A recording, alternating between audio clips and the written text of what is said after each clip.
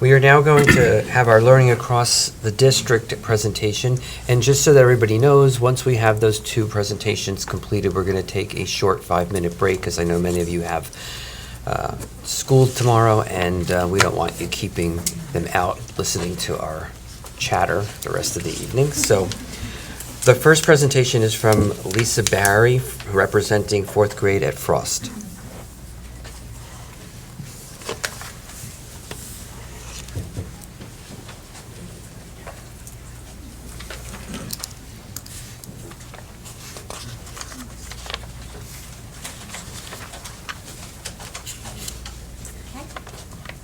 At Frost School, we've been diving into nonfiction reading.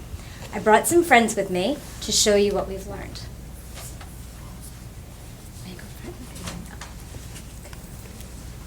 Want to see me hit a home run? My name is Babe Ruth. I was born in 1895 in Baltimore, Maryland, as George Herman Ruth Jr. I grew up in my parents' bar working late hours with no supervision. I became a wild boy. I was sent to St. Mary's Industrial School for Boys, where they taught me to behave and play baseball. This is where my career started. When I was 19, Jack Dunn, the owner of the Baltimore Orioles, came to see me play. He hired me right off the bat. With the Orioles. So I was with the Orioles for a bit, and then they traded me to the Red Sox. I was with the Red Sox for 5 years, then the Red Sox traded me to the Yankees. The Red Sox had an 86-year losing streak. They called it the Curse of the Bambino. I played for the Yankees full-time outfield. That would give me more opportunities at bat. I broke record after record. The Yankees built a new stadium, and people called it the house that Ruth built. In 1927, I hit 60 home runs. This record stood for 34 years. In 1936, I got into the Hall of Fame. I died in 1948. Died from cancer. My legend lives on today.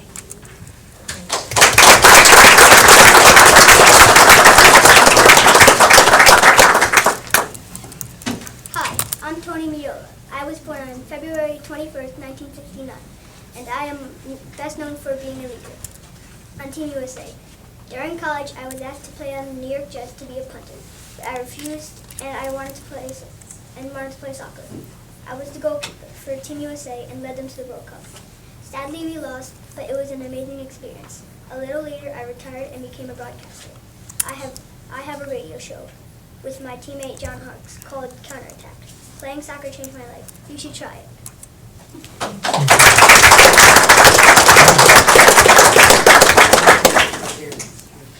Caged birds accept each other, but flight is what they long for. I and Frank wanted to fly. I wanted my freedom. I was born in 1929 in Germany into a Jewish family. Because of Adolf Hitler and the Nazis' inhuman quest to get rid of all Jews from Europe, my family and many other Jews went into hiding. My 13th birthday present was a diary from my parents, which was my only friend that accompanied me through my tough times. 2 years after hiding, my family was discovered by the Nazis and we were sent to a concentration camp. A few months later, I died at the age of 15 from typhus. My small book, The Diary of a Young Girl, was published in 1947, and it went on to become the voice of many Jews who suffered. Despite all the injustice and sufferings, I still believed people were good at heart. Thank you.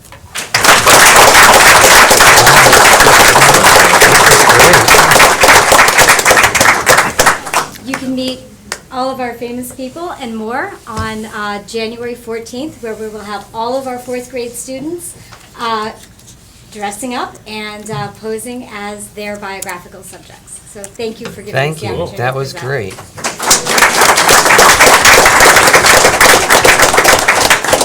The next presenter tonight is Terry Kirshner, representing the math program at Amershall.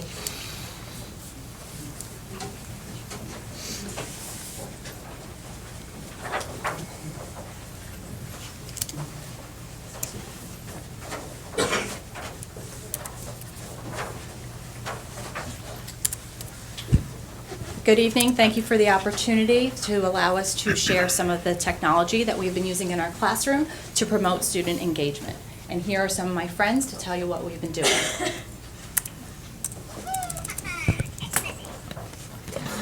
Hi, my name is Akshay, and I'm here to tell you about a game we have been playing in Mrs. Kirshner's pre-algebra class. Kahoot Online is a helpful game used to understand math. It is fun and exciting. It is a multiple choice game, and you can select answers from choices given. We use the Chromebooks to access the games our teachers have created. Correct answers are scored based on speed and accuracy. The points that are received by each player are ranked in a leaderboard that displays how you're doing so you can compare with your peers. The teacher can see the students and what answers they got and if they were correct or incorrect. And she can go over the topics right then and there. As you can see, Kahoot is a friendly competition to see how much students have improved and learned in that math topic.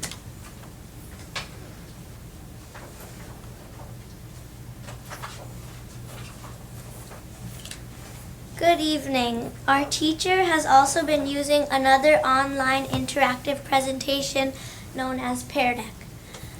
After we log in, the teacher can see our names and know when she can start. Pear Deck is like a PowerPoint display, but it's interactive. As we solve the problems using Chromebooks, the teacher can display our answers, which can lead to great discussions. Unlike traditional worksheets, this online resource keeps us engaged and accountable for what we are doing. This is because the teacher can see our work on her computer as we are doing it on our Chromebooks. She can also lock us out from answering so that she can ask us questions about a problem. In conclusion, Pear Deck and Kahoot have been making our classroom more exciting and much more engaging. We are learning in a fun way. Who knew math could be so fun? Thank you.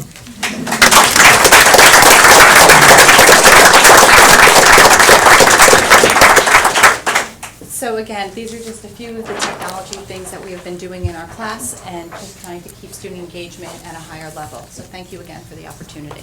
Thank you.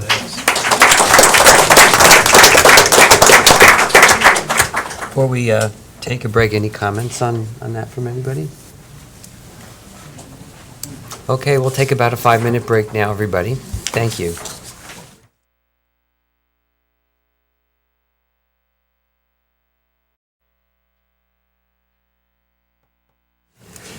We are going to continue with the meeting, and our next presentation this evening is a student assessment report by Dr. Ogden.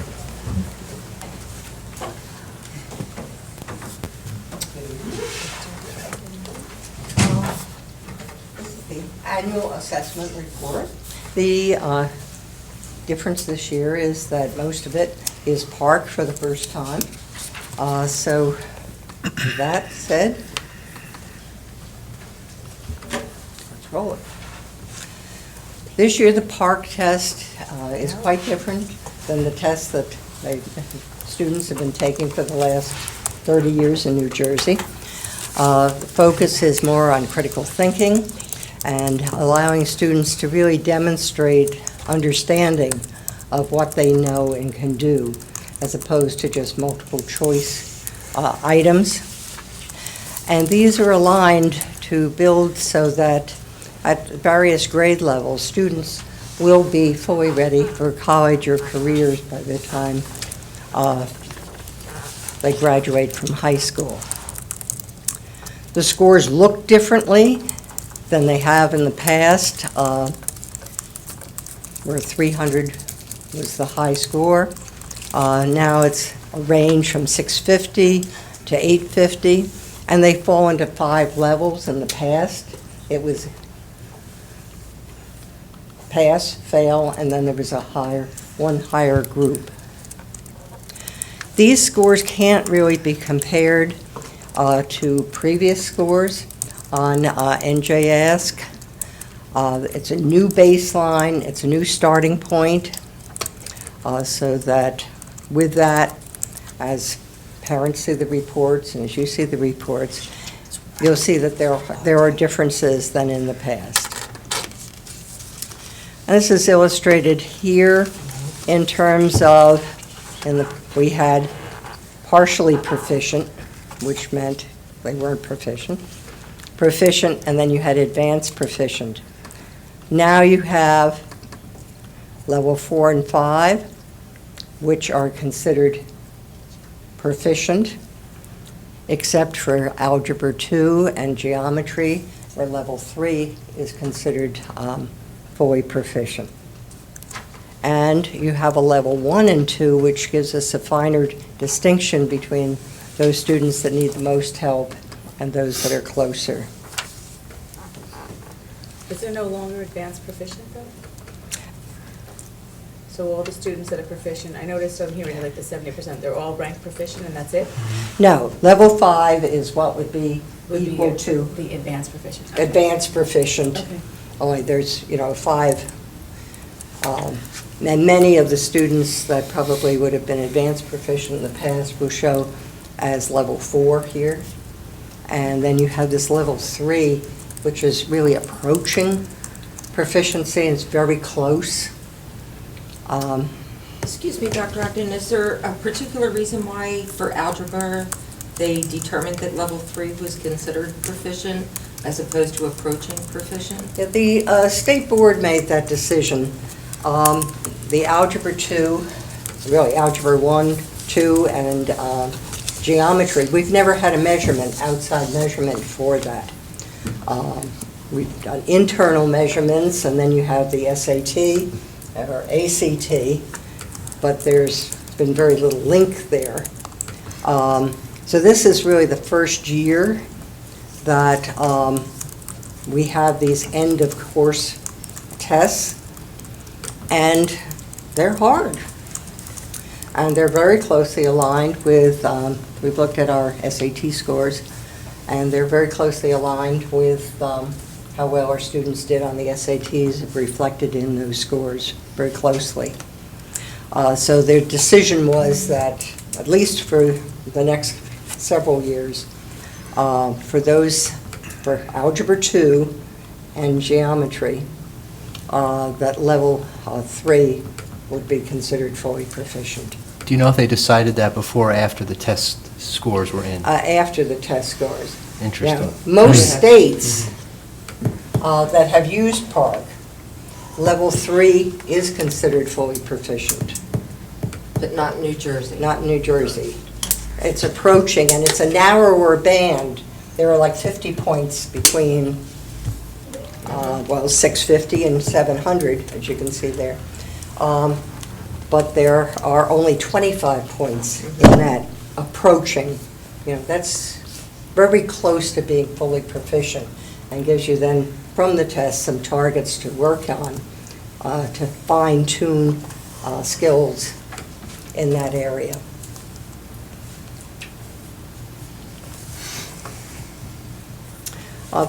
We had 5,852 students who took PARC last year.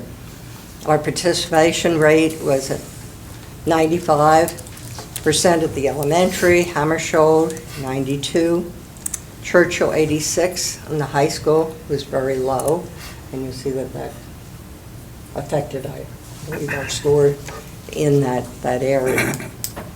And Dr. Ogden, can you explain that big block of students who didn't take the assessment at the high school level? Right, and I can talk about it from this slide. This is just the comparison in terms of language arts and overall math by the different elementary, middle school, Churchill, and the high school. And as you can see, at the high school, you have this drop, now down to 49% proficient. And we only had 54% of the students that took the test at the high school. And the largest number of students that didn't take it were those students that were in honors, and particularly AP courses. The testing schedule last year really conflicted with preparation for AP. And I blame the students, they didn't want to be out of class during the time, and the way we had to give it last year, we had to give it twice in the same day, because we only had half the number of devices, it really messed up the high school schedule in doing park last year. So was there no way that we could have worked this so that it wouldn't have impinged upon the schedule for our AP classes? Not really. It wasn't that the test per se was on a given day. We could avoid that. But there's only a window that you could do it in. Right. And those AP tests were coming up, maybe the week after, or 2 weeks after the end of park. And it really, there were courses that classes, because of the lack of devices that we had, and we added a whole lot more, and we were able to at least do in 2 batches, where some students were in a particular class every day for, let's say, the 3 weeks that testing took. But in other students, depending on the schedule, they might have only been in that class 3 or 4 times if they, so they just wholesale. Right. So how is that 54% going to affect your baseline for next year? Well, it is. Now, we get the individual results as well. And of course, we can do, look at who took the test and compare it to who took the same type students that took it next year or last year to next year. So we can adjust for that, in the future. And of course, this year, revising, the test is, first place, it's only half the length of time that it was last time. So that makes a huge difference. And now we have enough devices this year, mainly additional Chromebooks that we were able to, so that a whole class in the morning, we only have to test once. So in the beginning of the day, there'll be a testing period, and then we can rotate the schedule so students don't miss, regular class all the time now. Maybe miss the class 2 or 3 times at the most over the course of the 3 weeks or so that the testing. But still, if takes place. 54% of the kids are taking the test this year, and a lot opted out because of the AP exam, and you have a number, and now next year, the test changes, it's, for argument's sake, you just said it's only going to be a 1-day test. Right. No, And now let's, at half the time, it's more than 1 day. Right. There are 6 testing sessions. and so now we have a lot of our AP kids taking the tests, and the scores astronomically go up. So now you have 2 sets of baseline scores that really aren't proving too much for us, are they? At the high school level now. Okay. Well, and we But can't. I'm sorry. We also can't tell from the kids that showed up and sat there who took it seriously. That's right. We have no idea, because, word on the curb is there were a couple of high school Churchill kids who showed up and just blew it off. And we can't capture that.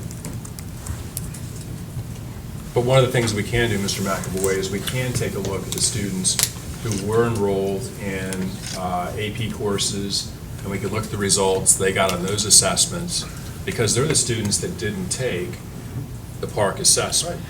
So we can align the two, and we can actually, come up with some kind of a extrapolated measurement.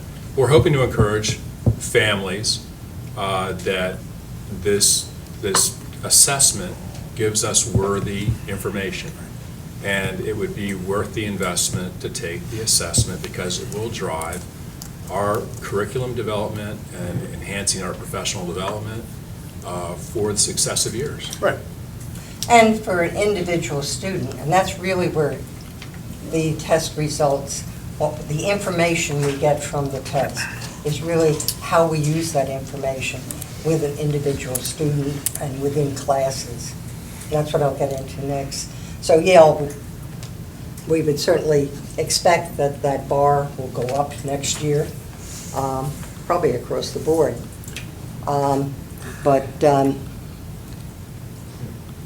it's not it's not the most important piece of the assessment as far as we're concerned. In comparison with other districts, particularly like districts with ours, had the same kind of situation for the most part. There were exceptions to that, but South Brunswick had even fewer students at the high school, for example, take the test. But Dr. Ogden, when we see numbers up here, Mhm. and percentages that are proficient or whatever the standard is that a percent of all high school students or the percent that actually took the test? It can only be those that took the test. Okay, all right, because that's obviously a big difference. Well, now we're looking at, this is, and one of the things we have to report is by school. This is the elementary school. They had 95% participation, so it's typical of what even NJAS would be with absences and that kind of thing. So these are the, first you're seeing language arts, and that's in green. Those are the percentage that are totally proficient or advanced proficient, if you want to look at it. And I'm also showing that narrow yellow band because the state, too, is emphasizing those are the students that are very, very near proficiency. And we would certainly expect that next year and during this year, they're going to pick up on those skills that put them into that narrow range. Two questions. One is because I noticed we don't have the levels here, we just have the fact that it's 69 to 64, 67% proficient. How are we breaking that out? Because I'm curious to know, we have 69% at Monroe proficient. What percentage of those were advanced proficient? And then my secondary question to that is, I know last year the parents were told that we weren't going to use that for gifted and talented placement. Going forward, will we be going back to using that as a placement tool again? Going forward after Yes. the results of this year's test. Yes, this year's. It'll probably be one of the factors that's looked at. Okay. Now, obviously, if the whole range moves, Mm-hmm. I mean, And so then when I look at this and I see it going back to Monroe, the 69%, you have then, what part of that is advanced proficient? Because I know you're just giving us 69% as proficient, so you know the breakdown of how much of that would be advanced proficient? yeah, let me go through this slide and the next one, then I'll show you the next slide. Okay. You know, there's a massive amount of data that we I know. get and is available. Because I'll get to it, Okay. show you where that comes in. This is Hammershow Churchill, and again, you can see the high school in language arts is low, and this goes back to the whole test. And now, this is where it really gets confusing, and this is where it looks like our students are not doing well in certain areas. Because they're taking an end-of-course test. So for example, in Algebra 1, we have slightly over 100 students at Hammershow that are taking honors algebra in 7th grade. Those are our most accelerated students. 100% of those students were proficient or advanced proficient. That's a little over 100 students, and they're the best of the best. Now, you go to Churchill, and you look at Algebra 1, where almost all the students take Algebra 1. And this is the first time we've had an independent measure of it. That's related to what the students are going to have to know about Algebra 1 when they take PSAT, SAT, ACT, and affects their scores. So you can see it at Churchill, it looks much lower because we've taken out the 105 students that took Algebra 1 as 7th graders. So you're taking out the very highest 100 students and out of that group. And then if you look over and you see 10% passing, though 33% close to it, that group of, I think it's 96 Right. students at Churchill are almost all special education classified students. These results are for all students. It includes classified students, ESL students. So that's your lowest or slowest moving group. And statewide, that's 8th grade regular math, 8th grade regular math, not algebra, was very low across the board, and it represented 96 students. So again, you can see how this kind of weaves. You've got 100% of the 7th graders passing it, and you've got, fewer because they're out of it for Algebra 1. Then you get the reverse happening. Algebra 2, those very smart students are taking Algebra 2 in Churchill. So they're skewing the results there. But for Algebra 2, there is no yellow section. They're considered proficient. So overall, you also have exceedingly high scores. So why is Algebra 2 high school 58%? Because there is no approaching. Okay. What do you mean? I don't understand So that. But there's approaching in Algebra 1 at Churchill. Yes. But, so it wouldn't be 100% because only 58% of the students took that? 58% of the 100% that took it were proficient. And the other, The others were not proficient. were they reflected? They're not. Not in there. These Not are in there. just the proficiency levels. Okay. Now, when you get into geometry, you get the flip of that. Now you have a lot of kids taking, geometry at Churchill, most of them, and we have a lot of the smartest students taking it at Churchill, and very few students taking geometry at the high school. Right. So that's kind of like your 8th grade math one. So they didn't do as well. That's 28% of 100. And I think on this, now this is, the answer sort of to your question. If you look over to the left, then you see the color bars going across in terms of the advanced proficient and the darkest green, and then you have green is proficient, then you have that yellow band. This is just an example of a report, because you've got this for each grade, each school, there's a lot of information. And then you have all the way down to those students in the darkest color to the left are the lowest proficient. They're not proficient.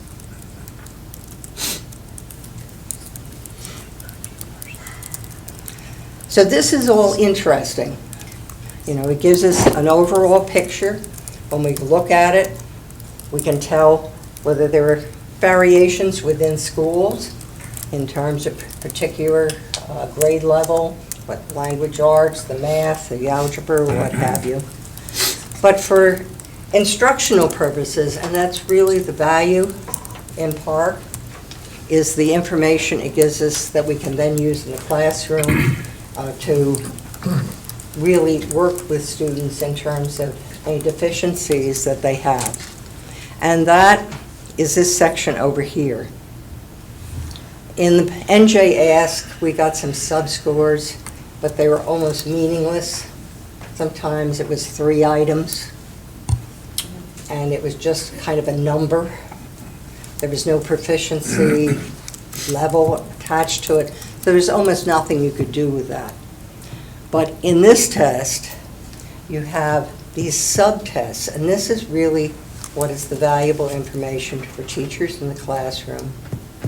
And parents, I'm sure, will be interested, and in terms of curriculum. Looking down, is there a pattern of weaknesses in a particular area? And blowing that out. For example, in reading, you now have a sub-score in literary, information, vocabulary. And writing is somewhat different in this, and there's actual writing obviously involved here. You have the expression, But this test also deals with conventions, commas, spelling, all of those kinds of things that, so now we're ever going to really get back to those. And in that area, they did very well. This is a district result. So you have specific information concerning what literary text means at this grade level in terms of fiction, drama, and poetry they're dealing with. And then it deals with nonfiction, and this is probably the biggest area all the way through, is the emphasis on nonfiction, analysis of not just literary pieces, but also reading nonfiction, understanding it, and you have the vocabulary, and I mentioned the grammar. So it's in these areas that, and then in math you have the same thing. And this is very specific by grade level. What's expected in 5th grade, I think this is, in terms of what they should be able to do, in terms of decimals, in terms of fractions. And teachers can even drill down, beyond that to find out where the areas are. And then it looks at it by school.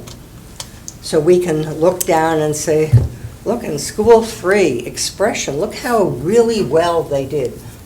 So it's an opportunity for staff development too. What is it that they're doing in that particular school, at that particular grade, and maybe that's here, that can be helpful to other schools as they really get into the analysis. And was there a reason why we identified these as school 1, 2, and 3 as opposed to our own names? 1, 2, and 3, when you look at that first slide that went across, it had Bound Monroe and had all them across the top. Right. There's just so much data. Really here I'm trying to focus on the fact of how this then can be used by the school in looking horizontally and vertically, how when the schools get together they can look at in comparison to each other on specific things. You get that overall score, which is nice to see on the big chart, but it's really when you get down here that you have meaningful information in terms of what happens in the classroom and what teachers can do with it and what schools can do with it and what the math curriculum can do with it, or the language arts one. So this is obviously, here we have 11 schools that. So then if you look within the school and you look at the difference, all of those on the subtest, there are only 3 levels. You have proficient, which is green. Now why they changed the colors, we don't know. And then you have blue, down here, which is really student 3 here. This is what the parents get. It shows the arrow going both ways. That means they're approaching. They're very close, but they're not quite proficient. A downward arrow indicates they're below, and there are only 3 levels at the subtest score. And this is more like report card. And then as soon as the data comes down and we have, teachers can go in and they can pull up their own class. So they're not trying to look up each individual student and look at a profile of their class. What are the areas my kids took this test last year. So if I'm a 4th grade teacher, I'm looking at how they did at the end of 3rd grade. But they can look down and they can look at individual students in terms of where they may need additional instruction, where they did very well, and patterns within a class. In this example, they did very well in written expression. So that reinforces what they were doing in the curriculum, because this is aligned grade to grade, but it also gives them information about an area where there seems to be more uneven instruction. And again, this would be 20 students or 25 students in some cases, not just 5, so it's just an example. Can I ask a question? Yeah. So a teacher is going to have the scores in front of her or him from the kids who took it last year, so that they have a profile for this year's class, because it would be worthless it's for them to this- have last year's class, they're already gone. Right. It's this year's class. So when they click on it, it's the kids that are sitting in front of them now. From the scores they had last year. Right. Okay. So that allows them then to look at other indicators, whether it's running record or the writing or what have you, see how this kind of meshes with that. What does yellow and orange mean? Okay, yellow and orange to the left. These are the total scores, which gives you an idea that those total scores don't tell you a great deal. It tells you that for student 1, that was their mean score, 732. And it tells that overall in language arts, they were a 3, which is that approaching.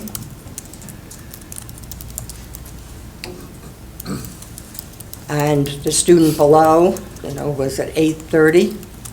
That's like your advanced proficient. And they're a 5. And that's what the parent report card will indicate. It'll give them the mean, and it'll tell them whether they are advanced proficient or what one of the 5 categories they fall into. And it will give them, for their student, how they did on the subtests. So when a parent sees this, are they going to realize that the scores have been, or that the colors have been changed between the summative exam and the sub-scores? There's a how could they possibly make it more confusing than to reuse those colors to represent different areas of proficiency? Now, when the parent score, when they get it, and see those arrows down there, the blue, they're all in blue. That just makes it a little bit more confusing. Of course they are. On the parent report for the subtest, it will not give that green and pink and... It actually The will two be- different shades of yeah, green. It'll be a little more intuitive. Okay, so now They that will only get the little arrows Right. that will show for the subtest, I have a question. reading literature, they will only get an arrow showing whether it was up, approaching, or down. Who's going to be manning the telephones here in the central office when parents get the scores and have to decipher this? I really think when you look at the individual report, I don't think that there's going to be much of a problem. We've been doing every school with a PTA. Videos, we have videos. and There's a video that And we actually explains showed that to how you. to do the individual. Is that available online? Yes. Okay, so we can direct And people to when that. when the scores go out to the parents, there's a cover letter in there. Right. By Dr. Valesky, and there will be a link to that video that really explains what the scores are for that particular report. That's really where their interest is, in how their student, did. When you're looking at this, you're looking at how teachers are using whole class. You're looking at school versus school. You're looking at all of this. But the parent report is pretty straightforward. But you still need a CD-ROM to show you how to I don't know. decipher it a little bit. I do hope they take a look at this. It's a little more intuitive when you see the report, parent report. I hope so, because this, and understanding this is a state issue, this is a park presentation Yeah, issue. It's, so far people that have, So the big question, when are they going to get issued? The 16th. 16th. Will be the Okay, date yes. that we'll send them. They're going to get a letter accompanying that information. The reason why we chose the 16th is because all of the Middlesex districts, we met and we decided we were going to send them all out on the same day. That gives us, from the time that teachers get the information, gives them time to analyze the information before parents would start to call. It gives us as a district time to look at the information. We've already had PD with the administrators about how to interpret the test results and be able to begin that process. But there will be 2 letters. So there's going to be a letter to parents of students who actually took the assessment. There'll be another letter to parents of students who didn't take the assessment. And we're going to send them a sample, basically, this is what you would have seen had your child taken the assessment. And the hope is, you can tell from the participation of the elementary schools, my hope is, as those elementary students continue to move up through the district, the actual anxiety over taking the park will begin to dissipate, and those students will just realize this is now the assessment, and they will continue to take it, unless the state decides that it is now a requirement for graduation. And then, of course, then everybody's going to take it more seriously. And the reality, I think, is we didn't pick this, and that's obviously clear, but our goal, I think, has to be for some time is to get out there and market better. Right. Why it's critically important that you take it, and as Dr. Agnew mentioned, it's going to be half the total testing time. It's important to get that message out. It's important to also let folks know that it's not going to interrupt as much scheduling. Just packaging might get you a better turnout. Yeah, I think so. And a lot of, particularly with the elementary, most of the kids, they really enjoy taking it on the computer. Sure. They thought it was the much more interesting. The test timing, is it still going to coincide with the testing or the preparation for the AP exams, or is it moved up earlier? We're at the high school, it'll be moved up earlier. The AP is whenever the AP is. There's no flexibility. No, that I know. I just know that that we're a working large around number that. of people that have kids that are taking AP exams know that this test isn't Yeah, and counting. they're not going to be missing class because the schedule will be rotating. Right. So if they have an AP class first period, well, on Monday, it'll be the second period. No, I was worried about it interfering with preparation for Right. the AP exam. That was a biggie with a lot of. It was a big one. It was a huge one, and I don't blame Right. the kids. Yeah, I think our kids are very serious about it, Yeah. their academics and instruction. So I just passed around a sample, and you see, too, there's a big explanation on the back. We don't really anticipate, but we're ready. The principals are ready, to answer any questions. We have a video that we've done for the principal, showing a parent asking questions about the test and the principal being able to answer it. So hopefully we've done our homework in terms of. And then you've got the same thing in terms of, the math that you have in the language arts. And this is probably the most important thing. Teachers will have access to this. It's very easy. It's not a whole lot of reports. We use our Moodle platform. So when a student goes in and performance matters, if you're teaching 4th grade language arts and you click on link for 4th grade, just your students will come up that you have in class. And if you have 2 sections of language arts, it'll come up as 2 sections so that you can look at the profile and you can look at, particular students in terms of that may need focus. How will teachers of subjects other than ILA and math be able to utilize this information? Good question. Thank you. Because one of the things, and we have been focusing a lot on this nonfiction area and on using all sorts of focus, and it's in Common Core too. I mean, it's the main thing, and it's in the new SAT, and is to be able to take like 2 documents or 2 literary pieces and really not just compare and contrast, but to really identify evidence for your position. Our social studies curriculum has been realigned, so there's a lot more of that in social studies. And there's also a lot more of that in science, particularly in the nonfiction part, because a lot of this is articles. You know, it's an interesting test in some ways. I mean, a student may have to read something, but then they may have to watch a video and take information from both to answer the questions and to justify where it's coming from. So if you're a science teacher, 4th grade science teacher, don't teach any language, arts, or math. You go in and you click on the site in a Performance Matter. It will bring up all the language, arts, and math scores for your students in that science class. And that's true at the high school as well. So it's, they will have access to it, and I think teachers are anxious to really get in and see how this relates to what they've been doing, and if there are.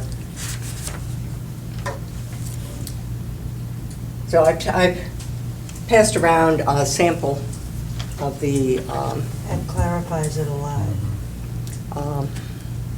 And totally off the subject, having said that now we've left NJ Ask, because of the federal requirements, we continue to give NJ Ask Science in 4th and 8th grade, and biology at the high school and Churchill.